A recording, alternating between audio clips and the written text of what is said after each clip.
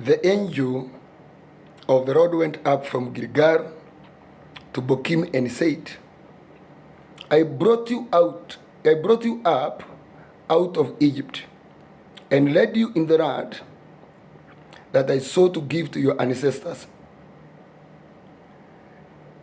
Judges 2, verse 1. Activating the guardian angel. Look here. The angel of the Lord is speaking of his official responsibility or responsibilities.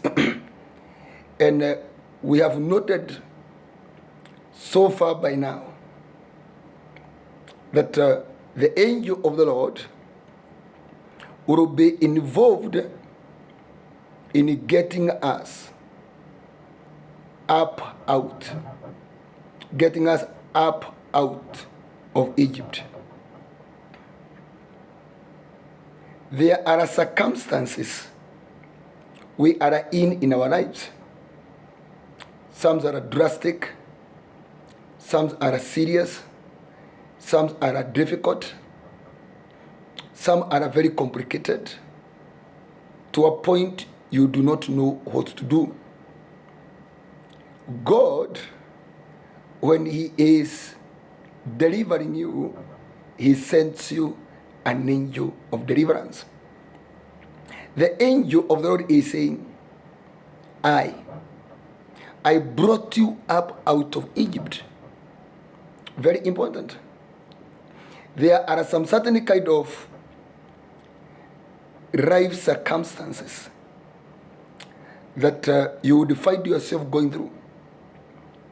Unless an angel of God is active in your life, you may persist in it.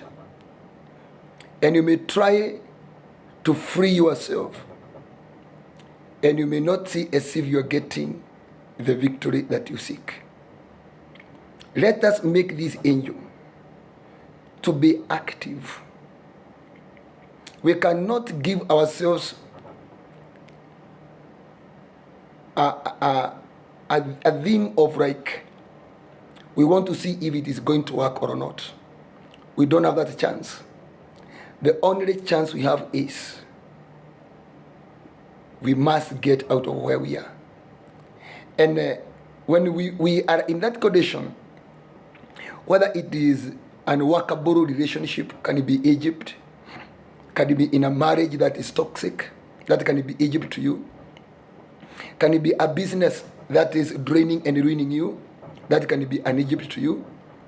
Egypt can be anything. Can it be any area or any circumstance in your life that is very oppressive, that is very torturing, that is very tormenting, and that is very difficult in your life to deal with.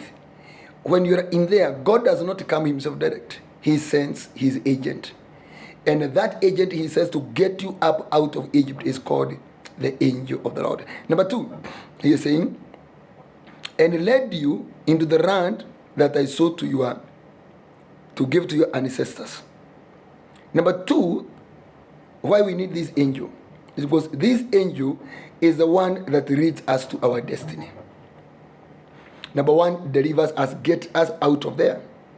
But number 2, this angel has another responsibility of leading us to our destiny. I brought you to the land that I had sown to give to your ancestors. So when this angel is active in your life, most likely you will not miss your destiny. Most likely you will get your inheritance. Most likely you will get your position, your promotion, your space, your territory, your customers. You will get what is yours. So we cannot then assume, we cannot then look at it as if angels are from a point of weakness. Furthermore, God has bestowed the responsibilities on angels to minister to us. And one of ministration these angels do to our life is leading us into the land that belongs to us. Praise Jesus Christ. Look at verse 4. When the angel of the Lord had spoken these things to all the Israelites, the people wept around. And they called that place Bokim. There they offered the sacrifice to the Lord. The next thing why we need this angel is the angel of the Lord points out our errors. If you look at the verse we did not read in verse 2, and you shall not make a covenant with these people of this land, but you shall break down the altars, yet you have disobeyed me. Why have you done this? And I've also said, I will not drive them out before you. They will become traps for you, and all that, and all that. So the angel of the Lord, why we need that angel is because God uses an angel to point out to our errors, to point out to our mistakes, to point out the areas we are faulty. And I told you, an angel of today can come in your life in the form of your pastor. So this angel was there at Bokim, pointing out to them the areas of their disobediences, what wrong they had done, because they've been commanded by God not to enter into any alliances and to break their altars. But when they got in the land of Canaan, they interacted with the people there, and they did not see the need of destroying those altars. So the angel of the Lord is very key in your life, because point out your areas of errors. You may not see them as an error, but an angel of God can be able to scan and tell you this is wrong, this is wrong, and the consequences of that wrong. But to you, from where you stand, you don't see it as a wrong, because already you have been compromised by the systems of Canaan. That's why I normally tell people, many people, that when you are entering into your destiny, there are some things you have to associate from completely 100%, because any kind of little yeast works through the whole dough, and it is diluted. So the third thing when you need an angel of God is he helps you to point out your errors. Number 3, the angel of the Lord yields in you repentance and change. When the angel of the Lord is in your life, if you are keen, you will notice your heart yields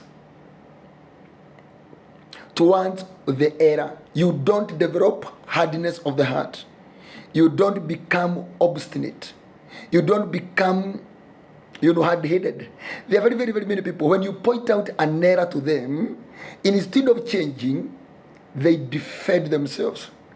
And they take it as if you are trespassing their rights and their own lives and what they believe in. No. The angel of the Lord can see what you don't see.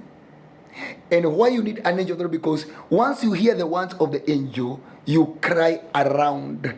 Meaning you yield to change. And that's what they are saying. And they sacrificed, and they offered the sacrifice to the Lord there.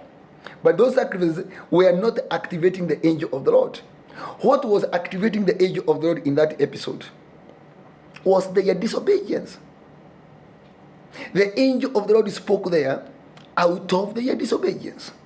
So what attracts, because after that the angel withdrew, then from there, what attracts the angel of the Lord? If you read verse 2, you will notice 2 things: obedience and a covenant. He says, I will never break my covenant with you. And then he is saying, yet you have disobeyed me. 2 things that attracts an angel in your life: absolute obedience, whereby you adhere to the strict instructions of God. Number 2 is your covenant with God. Psalms 50 and verse 5. The covenant you make with the blood of Jesus Christ. This covenant is very strict. It does not entertain any kind of complacency. These 2 will keep an angel of God in your life in active